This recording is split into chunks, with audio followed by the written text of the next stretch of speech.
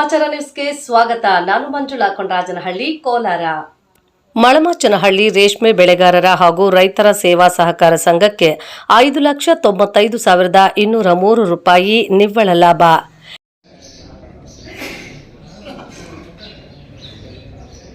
ಶಿಡ್ಲಘಟ್ಟ ತಾಲೂಕಿನ ಮಳಮಾಚನಹಳ್ಳಿ ರೇಷ್ಮೆ ಬೆಳೆಗಾರರ ಹಾಗೂ ರೈತರ ಸೇವಾ ಸಹಕಾರ ಸಂಘಕ್ಕೆ 2024-25ನೇ ಸಾಲಿಗೆ 5,95,203 ರೂಪಾಯಿ ನಿವ್ವಳ ಲಾಭ ಬಂದಿದ್ದು, ಮುಂದಿನ ದಿನಗಳಲ್ಲಿ ಈ ಸಹಕಾರ ಸಂಘವು ಹೆಚ್ಚಿನ ಲಾಭ ಗಳಿಸಿ ರೈತರಿಗೆ ಉತ್ತಮ ಸೇವೆಯನ್ನು ಒದಗಿಸಲಿ ಎಂದು ಸಂಘದ ಅಧ್ಯಕ್ಷ ಬೆಳ್ಳೂಟಿ ಎನ್ ರಾಮಕೃಷ್ಣಪ್ಪ ತಿಳಿಸಿದರು.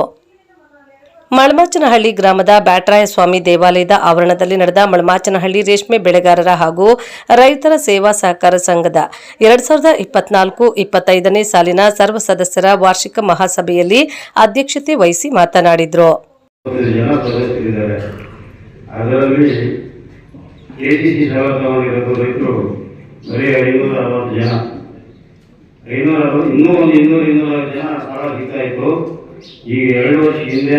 ಜಿಲ್ಲಾ ಬ್ಯಾಂಕು ಚುನಾವಣೆ ರದ್ದಾಗಿದ್ದು ಈಗಾಗಲೇ ಚುನಾವಣೆ ನಡೆದು ಆಡಳಿತ ಮಂಡಳಿ ಸ್ಥಾಪನೆಯಾಗುವ ಮಟ್ಟದಲ್ಲಿ ಇದೆ. ಈ ವಾರದಲ್ಲೇ ಈ ಆಡಳಿತ ಮಂಡಳಿ ಬಂದ ಮೇಲೆ ಹೆಚ್ಚಿನ ಹಣವನ್ನು ತಗೊಂಡು ಅನುದಾನವನ್ನು ತಗೊಂಡು ನಾವು ಇನ್ನೂ ರೈತರಿಗೆ ಸುಮಾರು 2.5-3 ಕೋಟಿ ಹೆಚ್ಚು ಮಾಡೋದಕ್ಕೆ ಹೇಳಿದ್ವಿ. ನಮ್ಮ ರೈತರಿಗೆ ಸಾಲ ಒದಗಿಸುವಲ್ಲಿ ವಿಳಂಬನೆ ಎಲ್ಲ ಕೊಡ್ತೀವಿ. ಈಗಾಗಲೇ ಬುದ್ಧಿ ರೈತ ಸಾಲ ಹೆಣ್ಣುಮಕ್ಕಳಿಗೆ ಕೊಡ್ತಾ ಇದ್ವಿ, ಅದು ನಿಲ್ಲಿಸ್ಬಿಟ್ಟಿದ್ದಾರೆ. ಈಗಾಗಲೇ ನಿಲ್ಲಿಸಿ ನಾವು ಸುಮಾರು ಹೆಣ್ಣುಮಕ್ಕಳು ಕೆಲವು ಸಂಘಗಳು 25 ಸಂಘ ಬಂದು 30 ಸಂಘ ಬಂದು ಕೇಳಿದಾಗ ನಾವು 1 ರೂಪಾಯಿ ಕೊಟ್ಟಿದ್ದೀವಿ.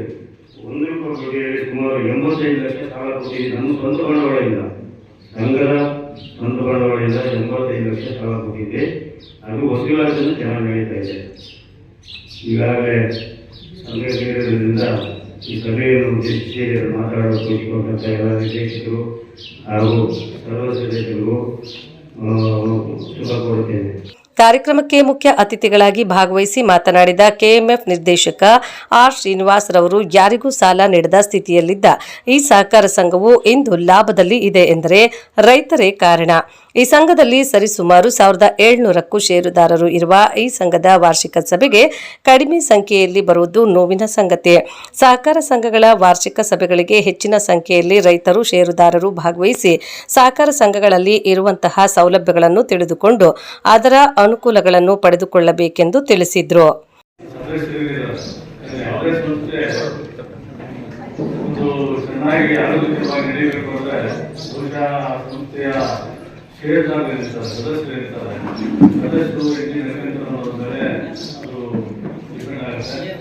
ಅದೇ ರೀತಿ ಇವತ್ತು ನಮ್ಮ ತಾಲೂಕಿನ ಸುಮಾರು ಸಂಘಗಳು ಡಿಪಾರ್ಟ್ ಆಗಿ ಮತ್ತೆ ಅದು ಹೊಸದಾಗಿ ಪ್ರತಿಷ್ಠಾಪನೆ ಆದಂಥ ಸಂಘಗಳಿದ್ದಾವೆ. ಮಳಮಾಚನಹಳ್ಳಿ ಸಂಘ ನಮ್ಮ ತಿಳಿದ ಮಟ್ಟಿಗೆ ನಾನು ಸುಮಾರು 20 ವರ್ಷದಿಂದ ಪ್ರತಿ ಜನರ ಕಡೆಗೂ ಬರ್ತಾ ಇದ್ದೀನಿ. ಏನಂದ್ರೆ ನಮ್ಮ ಊರು ಅಂತ ಬಹುಶಃ ನನ್ನ ಪ್ರೀತಿಯಿಂದ ಪ್ರತಿ ಸಾರಿ ನಮ್ಮ ಅಧಿಕಾರದಲ್ಲಿ ಇದ್ದೇ ಇವರು ಕರ್ಕೊಂಡ್ಬರ್ತಾರೆ, ನನ್ನ ಒಂದು ಭಾಗವಹಿಸಿ ಅವಕಾಶ ಮಾಡಿಕೊಡ್ತಾ ಇದ್ದಾರೆ. ಆ ವಿಚಾರವಾಗಿ ನಾನು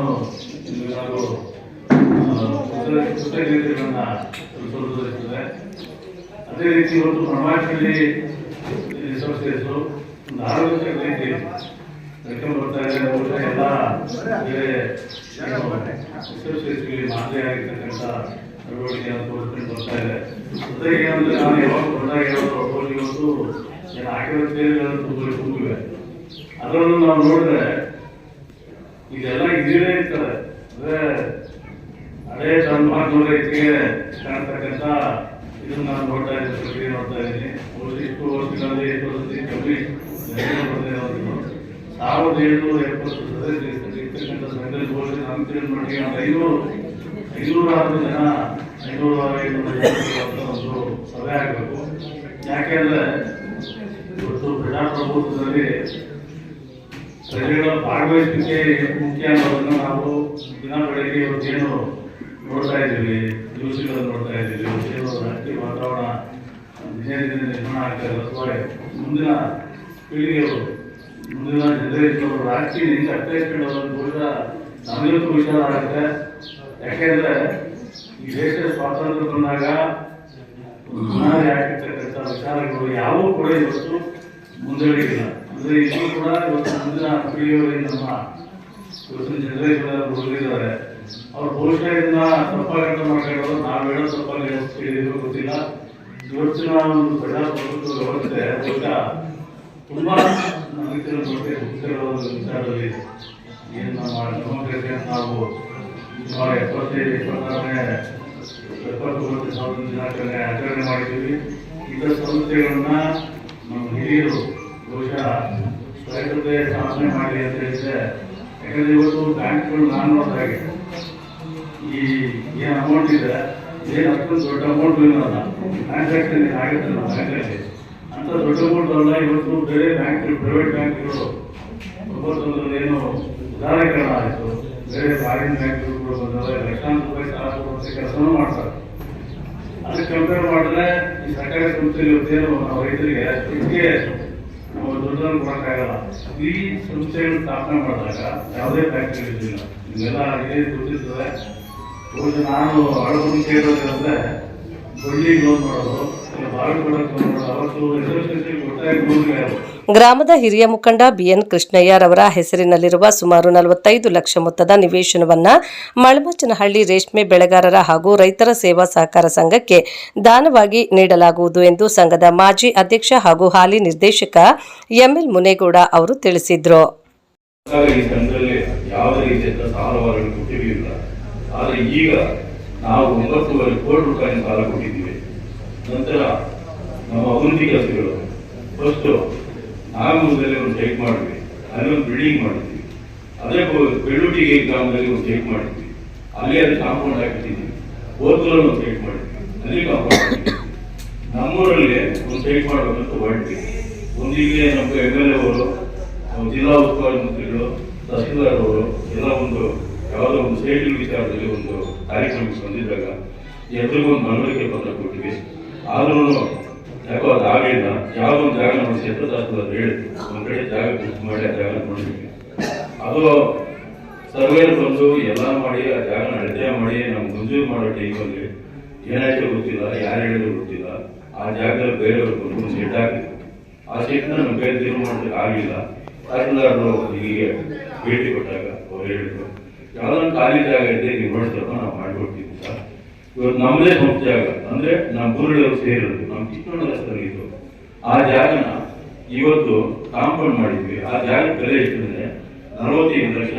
ಆ 45 ಲಕ್ಷನ ಈ ಸಂದರ್ಭದಲ್ಲಿ ಈ ಸೊಸೈಟಿಗೆ ಕೃಷ್ಣಣ್ಣವ್ರ ಮುಖಾಂತರ ದಾನ ಕೊಡೋದಕ್ಕೆ ನಾವೆಲ್ಲ ತೀರ್ಮಾನ ಮಾಡಿದ್ದೀವಿ, ಕೊಡ್ತಾ ಇದ್ದೀವಿ. ಇದನ್ನ ನಾವು ಪತ್ರಕರ್ತರ ಮುಖಾಂತರ ಈ ಮ್ಯಾಟರ್ನ ಕರೆಕ್ಟಾಗಿ ಹಾಕಬೇಕಾದ್ರೆ ಕೇಳ್ತಿದ್ದೀವಿ. ಕೃಷ್ಣಣ್ಣವರು ಅವರ ಹೆಸರಲ್ಲಿದೆ, ಅವರ ಕಡೆಯಿಂದ ಇದನ್ನ ದಾನಪತ್ರ ಮಾಡಿಕೊಡ್ತೀವಿ. ಇದೇ ರೀತಿನೇ ಹೊಸಪಟ್ಟಣದಲ್ಲಿ ಒಂದು ಸೊಸೈಟಿ ಬೆಲೆಗೌಡ ಬಂದಿದ್ರು. ಬೆಲೆಗೌಡರು ನಮ್ಮ ಸೊಸೈಟಿ ಮಾಡ್ಕೊಡ್ತಿದ್ರು. ನಾವು ಹೇಳಿದ್ವಿ ನಾವು ಮಾಡೋಕ್ಕಾಗಲ್ಲ ನಮ್ಮ ಸೊಸೈಟಿ, ಅದೇನಿದ್ರು ಸರ್ಕಾರ ಮುಖಾಂತರ ನಡೆಯುತ್ತಿಲ್ಲ. ಆ ಬೆಲೆಗೌಡರು ಹೋಗಿ ನಮ್ಮ ಕೇಕ್ ಆಹಾರ ನೀಡಿದ್ರು. ಅದಕ್ಕೊಂದು ಆರ್ಡ್ ಹಾಕ್ಕೊಂಡು ಆ ಆರ್ಡ್ ಹಾಕ್ಕೊಂಡು ಬಂದಾಗ ಆಮೇಲೆ ಏನಾಯ್ತು ಅಂದ್ರೆ ಅಲ್ಲೊಂದು ಬಿಲ್ಡಿಂಗ್ ಬೇಕಲ್ಲ, ನಮ್ಗೊಂದು ಬಿಲ್ಡಿಂಗ್ ಕೊಡಲೇಬೇಕು ಅಂತಂದಾಗ ಅವ್ರದ್ದು ಹಳೆಯದೊಂದು ಎಕ್ಸಿಸ್ಟೆನ್ಸ್ ಕಟ್ಟಡ ಇತ್ತು. ಆ ಕಟ್ಟಡ ಸಮೇತವಾಗಿ ಸುಮಾರು 30-35 ಲಕ್ಷ ರೂಪಾಯಿ ಬೆಲೆ ಬರುತ್ತೆ ಕಟ್ಟಡ ನಮ್ಮ ಸೊಸೈಟಿಗೆ ದಾನವಾಗಿ ಕೊಟ್ಟಿದ್ವಿ.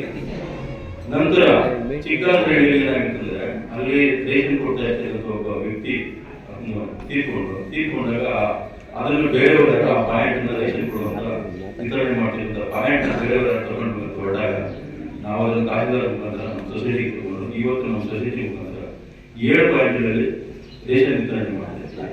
ಅದರಿಂದ ನಮ್ಮ ಸೊಸೈಟಿ ಸ್ವಲ್ಪ ಮುಂಚೂಣಿಯಲ್ಲಿ ಕಾಣಿಸ್ತು ಉತ್ತಮ. ಆಮೇಲೆ ಜೊತೆಗೆ ಇನ್ನೊಂದು ಏನಪ್ಪ ಅಂದ್ರೆ ನಮ್ಮ ಹತ್ರ ಸಾಲ ತಗೊಂಡ್ರ ರೈತರಿಗೆ ಇದುವರೆಗೂ ಯಾವ ತೊಂದರೆ ಆಗಿಲ್ಲ. ಅವ್ರು ಅಡ್ಜಸ್ಟ್ಮೆಂಟ್ ಇಲ್ಲ, ನಮ್ಮ ಹತ್ರ ಬುಕ್ಕಲ್ಲಿ ಅಡ್ಜಸ್ಟ್ಮೆಂಟ್ ಮಾಡೋದು, ಕೊಡ್ಸಿದ್ರೆ ಬರೋದು ಅದರಲ್ಲ. ಆ ಥರ ಸೊಸೈಟಿ ತುಂಬಾ ನಡ್ಕೊಂಡು ಬಂದಿದೆ, ಇದುವರೆಗೂ ಬಹಳ ಚೆನ್ನಾಗಿ ನಡ್ಕೊಂಡು ಬಂದಿದೆ. ಈ ಸಭೆಯಲ್ಲಿ ಮನವರಿಕೆ ಮಾಡೋದ್ರಿಂದ ಅದರಲ್ಲಿ ಕೇಳ್ಕೊಳ್ಳೋದ್ರಿಂದ ನೆಕ್ಸ್ಟ್ 26 ಫೆಬ್ರವರಿ ಮಾರ್ಚ್ನಲ್ಲಿ ರೇಷನ್ ಕೊಡ್ತದೆ. ಎಲೆಕ್ಷನ್ ಬಂದಾಗ ಒಳ್ಳೆ ಜನ ಆಯ್ಕೆ ಮಾಡಿ ಈ ಸೊಸೈಟಿನ ಮುಂದೆ ಚೆನ್ನಾಗಿ ಉತ್ತಮವಾಗಿ ನಡೆಸ್ಕೊಂಡು ಹೋಗುವಂಥವ್ರನ್ನ ಆಯ್ಕೆ ಮಾಡಬೇಕಾಗಿ ಈ ಸಭೆ ಮುಖಾಂತರ ಇವರನ್ನು ಕೇಳಿಕೊಳ್ಳೋಣ. ನಾನು ಈ ಮಾತಿನಿಂದ ಕಾರ್ಯಕ್ರಮ ಕೊಟ್ಟಿದ್ದು. ಕಾರ್ಯಕ್ರಮದಲ್ಲಿ ಅಧ್ಯಕ್ಷರ ಅಪ್ಪಣೆ ಮೇರೆಗೆ ವಾರ್ಷಿಕ ಮಹಾಸಭೆಯ ವರದಿಯನ್ನ ಮುಖ್ಯ ಕಾರ್ಯನಿರ್ವಹಣಾಧಿಕಾರಿ ಎಚ್ಎಂ ಉಷಾರಾಣಿ ಅವರು ಮಂಡಿಸಿದ್ರು.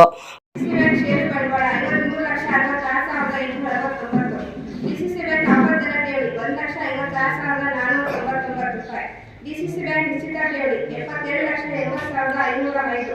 ಇತರೆ ಹೂಡಿಕೆಗಳು 11,860. ಒಟ್ಟು 1,28,15,143 ರೂಪಾಯಿ. ವೆಚ್ಚಗಳು 1,13,23,809. ಅವಕಾಶಗಳು 5,76,731. ಲಾಭ 5,95,503 ರೂಪಾಯಿ. 24-25ನೇ ಸಾಲಿನ ನಿವ್ವಳ ಲಾಭ 5,95,203 ರೂಪಾಯಿ. ಕಾರ್ಯಕ್ರಮಕ್ಕೆ ಆಗಮಿಸಿದ ಎಲ್ಲ ಗಣ್ಯರಿಗೆ ಹಾಗೂ ಸಂಘದ ಸಿಬ್ಬಂದಿ ವರ್ಗಕ್ಕೆ ಸನ್ಮಾನಿಸಿ ಗೌರವಿಸಲಾಯಿತು. ಸಂಘದ ನಿರ್ದೇಶಕ ಎಂ ದೇವರಾಜ್ರವರು ಕಾರ್ಯಕ್ರಮವನ್ನು ಉದ್ದೇಶಿಸಿ ಮಾತನಾಡಿದರು.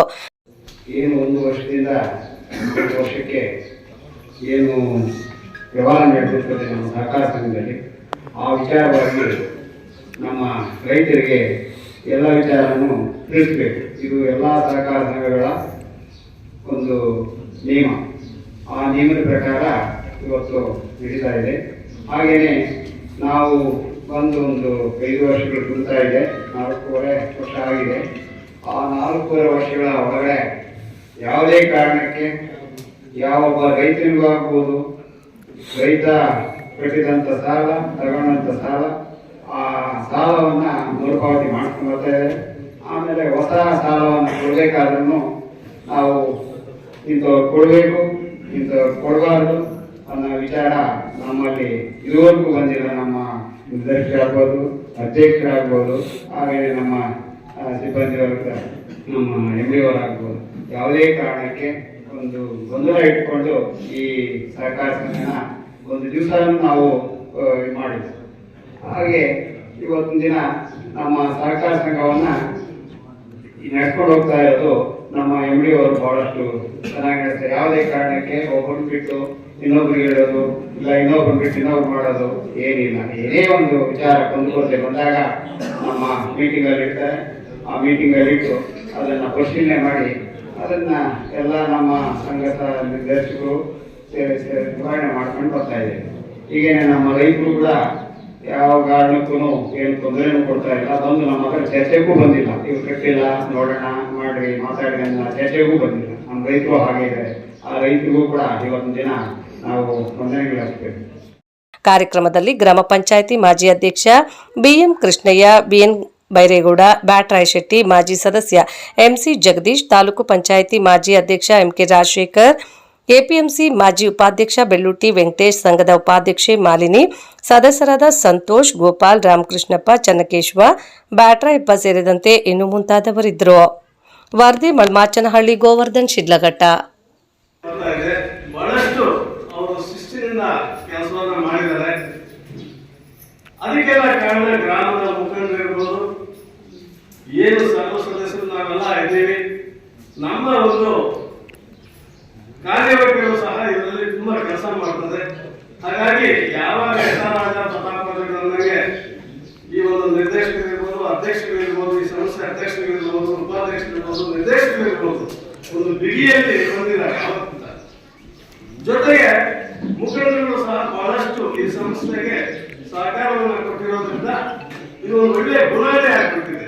ಶಂಕರವರಿಂದ ಎರಡನೇದು ನಮ್ಮ ಪಿಳ್ಳಪ್ಪನವರು ಅವರು ಸಹ ಇಲ್ಲಿ ಕಾರ್ಯನಿರ್ವಹಣಾಧಿಕಾರಿಗಳು ಕೆಲಸ ಮಾಡಿದರೆ ಉತ್ತಮ ರೀತಿಯಲ್ಲಿ ಫಲಿತಾಂಶ ಬರ್ತಾ ಇತ್ತು.